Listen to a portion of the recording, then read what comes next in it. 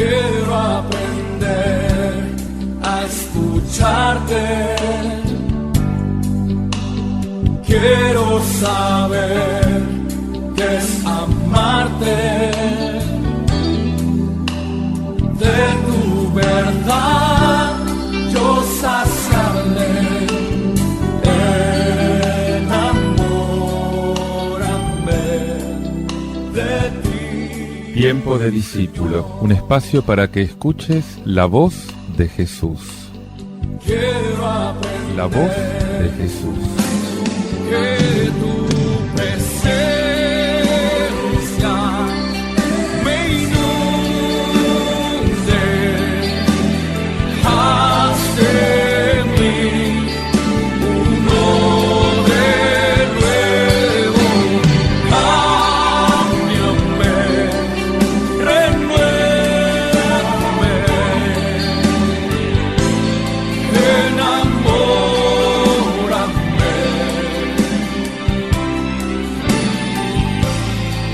Enamórame de ti, Señor. Paz y bien, te habla Fray Alejandro, una vez más contigo en este espacio que el Señor nos regala para sumergirnos en el misterio de la palabra de Dios, para permitir que Él penetre en nuestra vida, nos acaricie con esa palabra poderosa y nos levante para poder empezar a gustar un poquito del cielo ya aquí en la tierra. Quiero presentarte ahora un texto de la carta del apóstol San Pablo, de la primera que le escribió a Timoteo. Lo tenés en el capítulo 3, versículos del 1 al 13. Texto en el que el apóstol San Pablo nos da algunas indicaciones acerca de los responsables de la comunidad cristiana. Nos dice que el obispo, por ejemplo, tiene que ser irreprensible, que también los diáconos tienen que conservar la fe revelada con una conciencia limpia, etc. Escucha bien el texto de lo que nos dice el apóstol. Querido hermano, está muy bien dicho que quien aspira a ser obispo no es poco lo que desea, porque el obispo tiene que ser irreprochable, fiel a su mujer, sensato, equilibrado, bien educado, hospitalario, hábil para enseñar, no dado al vino ni amigo de las reyertas, comprensivo, no agresivo ni interesado. Tiene que gobernar bien su propia casa y hacerse obedecer de sus hijos con dignidad. Uno que no sabe gobernar su casa, ¿cómo va a cuidar de una asamblea de Dios? Que no sea recién convertido, por si se le sube a la cabeza y lo condenan como al diablo. Se requiere además que tenga buena fama entre los de fuera, para evitar el descrédito y que lo atrape el diablo. También los diáconos tienen que ser respetables, hombres de palabra, no aficionados a beber mucho ni a negocios sucios, conservando la fe revelada con una conciencia limpia. También estos tienen que ser probados primero, y cuando se vea que son irreprensibles, que empiecen su servicio. Las mujeres, lo mismo, sean respetables, no chismosas, sensatas y de fiar en todo. Los diáconos sean fieles a su mujer y gobiernen bien sus casas y sus hijos, porque los que se hayan distinguido en el servicio progresarán y tendrán mucha libertad para exponer la fe cristiana. Es cierta esta afirmación, dice San Pablo. Si alguno aspira a ser responsable de una comunidad de la Iglesia, desea una función noble. O sea, no está mal aspirar a un cargo, a un servicio, a ser obispo, a ser presbítero, a ser diácono.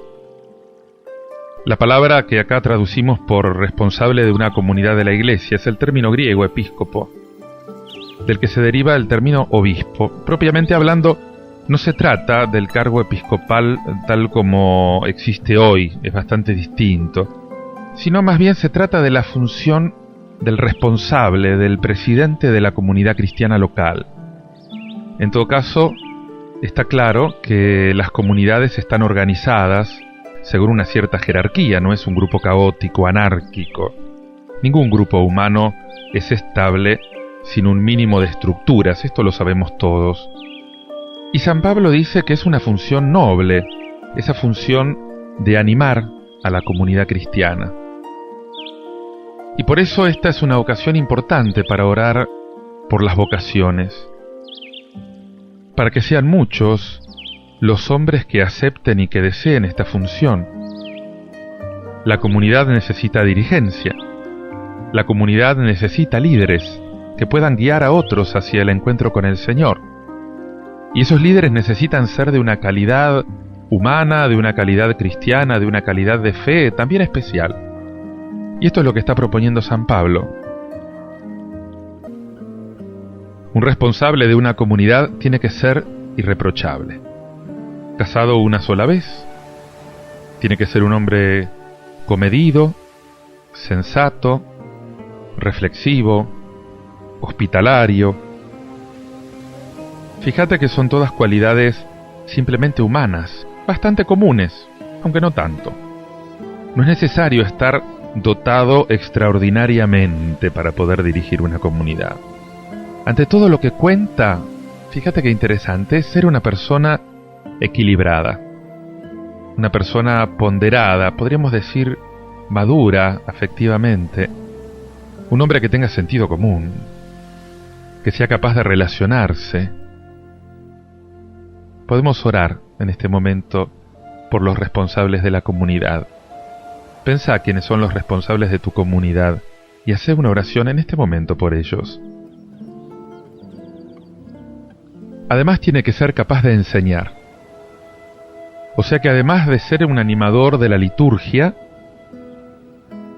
el pasaje que sigue inmediatamente después de las prescripciones sobre la oración, la función esencial parece ser en efecto justamente la enseñanza de la doctrina.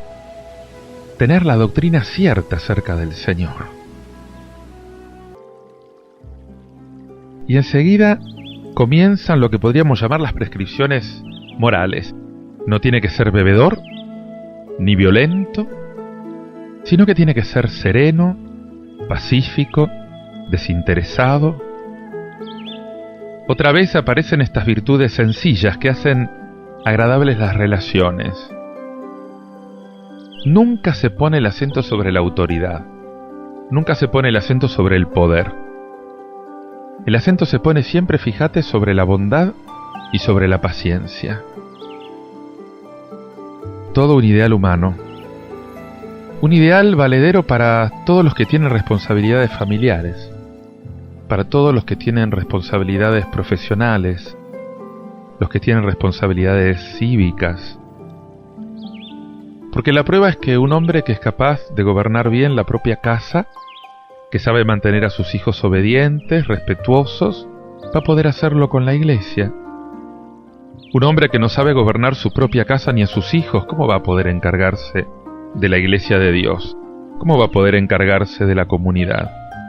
La mejor prueba en la antigüedad para elegir un dirigente en la comunidad era ver qué había hecho de su familia. Y se pone entonces de manifiesto que esa controversia actual sobre la cuestión de ordenar sacerdotes a hombres casados en ese tiempo no existía, era lo común. Incluso San Pablo desea que un responsable de la comunidad de la iglesia tenga una experiencia probada de saber animar y de saber conducir a esa pequeña iglesia que es su propia familia. Y además no tiene que ser un recién convertido, porque se puede hinchar de orgullo. Fíjate que unas ciertas garantías de estabilidad son necesarias. Y además, no perder la cabeza creyendo que uno llegó quién sabe a qué cosa. Qué terrible que hay gente que en la iglesia le dan un pequeño servicio, aunque sea insignificante, y se creen que les dieron casi un título de nobleza a veces. Terrible esto. Y además, tiene que ser una persona que no se considere entre los notables, que por el hecho de tener una disposición o un pedido que se le ha hecho para un servicio, no se crea por esto por encima de los demás. Es necesario que tenga buena fama entre los de afuera, para que no caiga en descrédito o en las trampas del diablo. Justamente porque la comunidad cristiana no es un club cerrado, no es un club de exquisitos, no es un gueto. La comunidad vive a la luz del día y se la juzga desde el exterior. Ya son numerosos los fenómenos de opinión pública. ¿Qué aspecto presentamos? ¿No nos merecemos muchas veces las críticas que nos hacen? También los diáconos tienen que ser dignos de respeto. Fíjate que para esta otra responsabilidad, las mismas cualidades son más o menos necesarias. Cualidades de relación. Y lo mismo dice también con respecto a las mujeres. Esto no es solo para los hombres. Parece que algunas mujeres se ocupaban de ciertos ministerios en este momento. Y Pablo también da prescripciones para ellas. Toda una reflexión y toda una búsqueda que se está haciendo también en la iglesia de hoy por esto. Cómo integrarnos en igualdad de condiciones, pero sobre todo cómo ser un testimonio por nuestra conducta ante los demás. Te invito a que medites en todo esto y lo hagas oración, escuchando este tema musical de Dani de la Rosa, Entrega.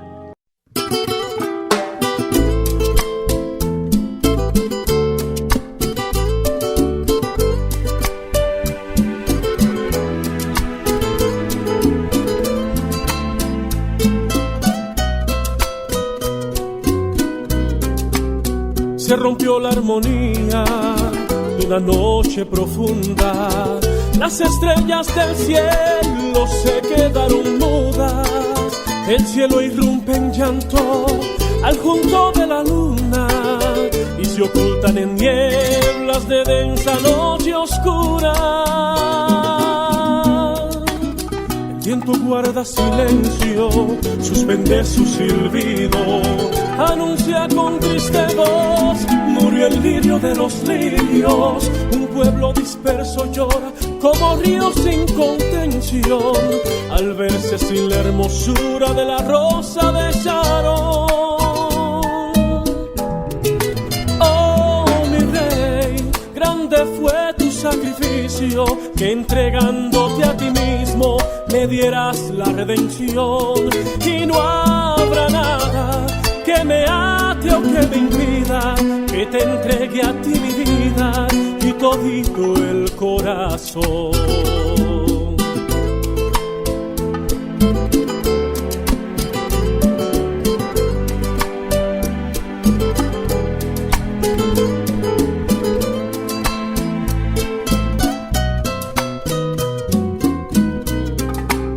Es caudal de mis anhelos esa sangre que brotara, tu costado malherido que sin causa traspasaran, tu mirada compasiva, tus palabras de perdón, son la red que cubre al mundo bajo el manto de tu amor. El corazón de la tierra nunca pudo en su interior mantener más de 3 días la gran rosa de Sharon. Es tan grande su poder que al infierno descendió y la llave de la muerte del infierno conquistó. Oh, mi rey, grande fue tu sacrificio, que entregándote a ti mismo me dieras la redención. Y no habrá nada que me ate o que me impida que te entregue a ti mi vida y todito el corazón.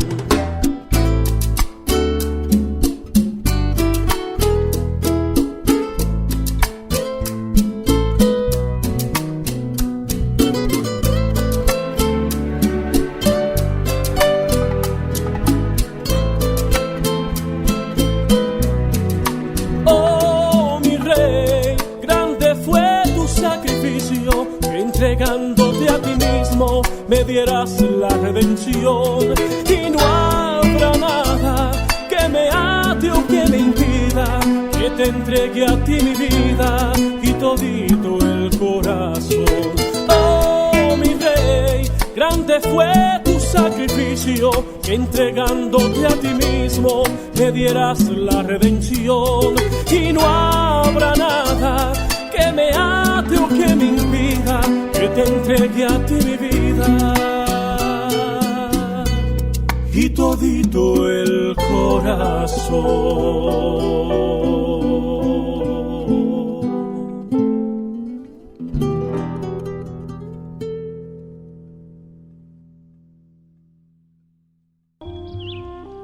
Te invito ahora a que escuches un relato del Evangelio de San Lucas, en el capítulo 7, versículos del 11 al 17. Es un relato de resurrección. El único que lo trae de los 4 evangelistas es San Lucas. Escucha lo que dice. En aquel tiempo iba Jesús camino de una ciudad llamada Naín, e iban con él sus discípulos y mucho gentío.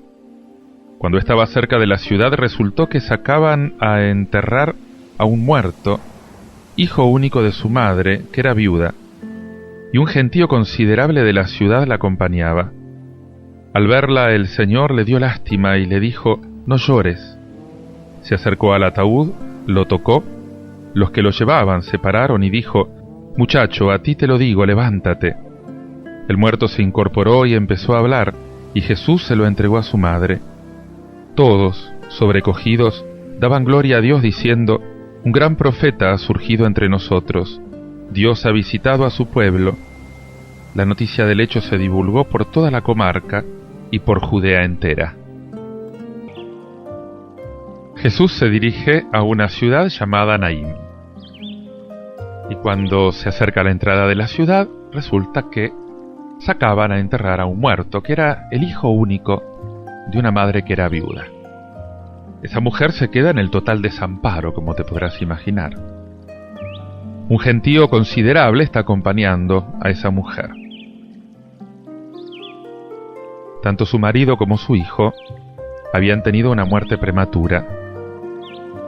Ten en cuenta que en aquel tiempo la condición de las mujeres era especialmente dura si no tenían marido o si no tenían un hijo varón para que las protegiera jurídicamente. El gran número de personas que se habían desplazado para acompañar a la mujer expresa justamente la piedad, expresa la compasión de esta muchedumbre con respecto a la mujer. Y al verla, el Señor sintió lástima de ella. Le dijo: «No llores». Ese título solemne, el Señor, Lucas se lo otorga a Jesús más de 20 veces. En cambio, tanto Mateo como Marcos lo usan una sola vez cada uno. Para Lucas, Jesús es fundamentalmente el Señor. Sí, Señor. Tú eres el más grande de todos los profetas. Tenés una personalidad misteriosa. Por eso te llamamos el Señor. Creemos que tú eres Hijo de Dios. Creemos que tú eres igual al Padre, Señor. Sin embargo, también eres el más sencillo, el más normal de todos los hombres. Detrás de un gran sufrimiento, te emocionás, te compadeces. En esos momentos quiero contemplar la emoción que embarga tu corazón, Señor, y quiero escuchar las palabras que decís a esa madre: «No llores».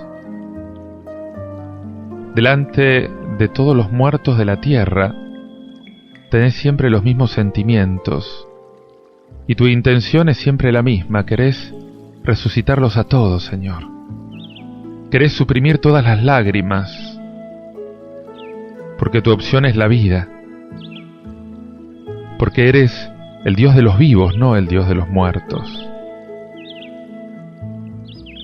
Y yo sé, Señor, que estoy avanzando hacia mi propia muerte, que estoy muriendo desde el día en que nací y que algún día va a llegar.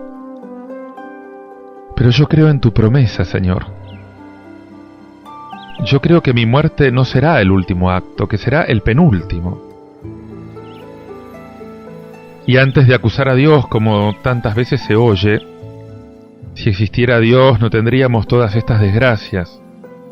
Deberíamos decir otra cosa. Deberíamos, por comenzar, por no parar la historia humana con este penúltimo acto, porque el proyecto final de Dios es la vida eterna. Pero hay que creer en ella. Hay que creer en ella. Y Jesús dijo: muchacho, a ti te lo digo, levántate.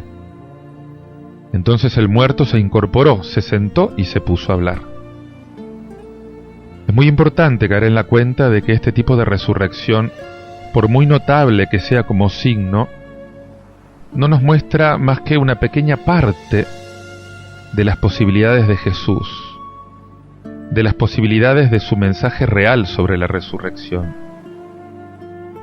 Ciertamente que acá Jesús reanima a un muchacho, pero esto es una resurrección temporal, es una revivificación, si lo querés.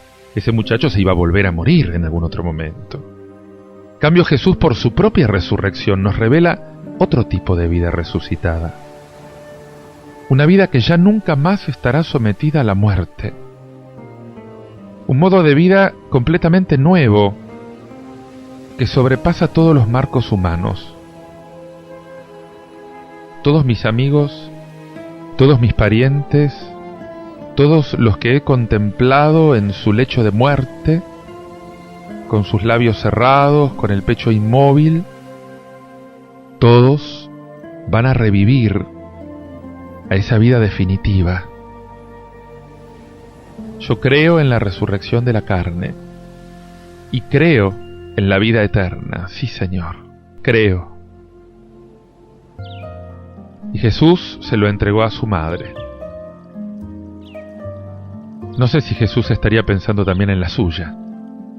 Lucas no pierde la ocasión para valorizar a la mujer, que en el mundo antiguo se la desvalorizaba y se la repudiaba tan fácilmente. Y todos quedaron sobrecogidos y daban gloria a Dios. Y la noticia del hecho se divulgó por todo el país judío, por toda la comarca circundante. La sorpresa y también la alabanza. Me pregunto si yo también vivo en acción de gracias.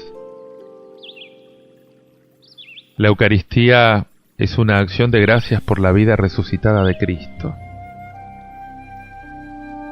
Jesús celebró la cena, la víspera de su muerte, dando gracias. La palabra concerniente a Jesús ya sobrepasa los límites de Palestina. Ya estamos viendo el mundo que hay que salir a evangelizar en esta palabra. Te invito ahora a que sigas meditando, a que te entregues al Señor, escuchando este canto de Amarante. A ti sea el honor, a este Dios de la vida, a este Dios que con su palabra poderosa es capaz de levantar a cualquiera de la muerte, a este Dios sensible frente al dolor de una madre que ha perdido a su hijo, como es sensible frente a cualquier dolor humano. A este Señor, dale el honor, dale la gloria, dale la alabanza, dale la adoración de tu corazón, dale la rendición de tu corazón, porque Él es el que también te arranca a ti de la muerte.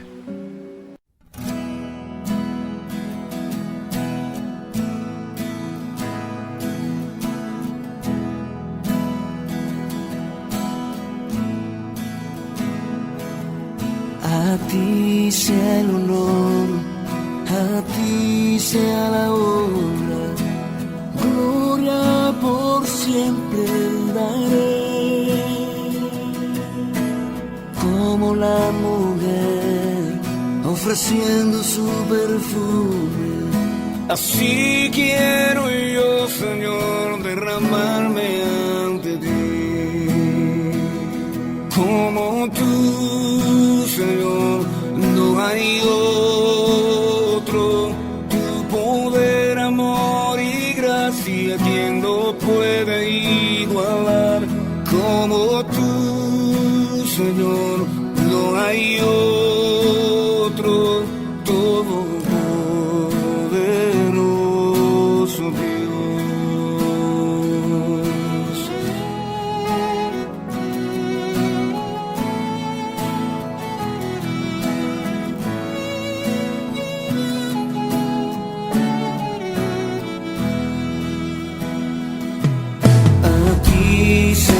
honor, a ti sea la honra, gloria por siempre daré,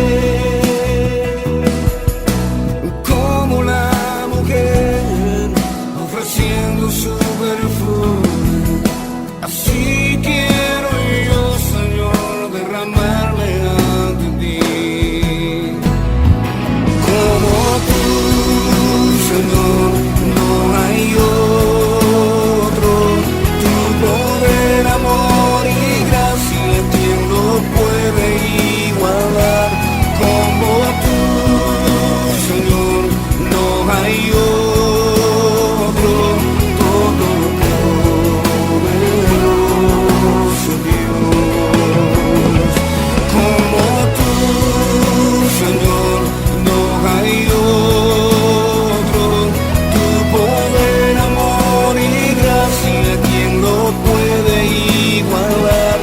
Como tú, Señor, no hay otro,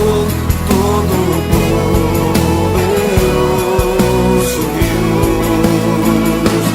Como tú, Señor, no hay otro, tu poder, amor y gracia, ¿quién lo puede igualar? Como tú, Señor, no hay otro, todopoderoso Dios, todopoderoso Dios, todopoderoso Dios, poderoso, nadie como tú.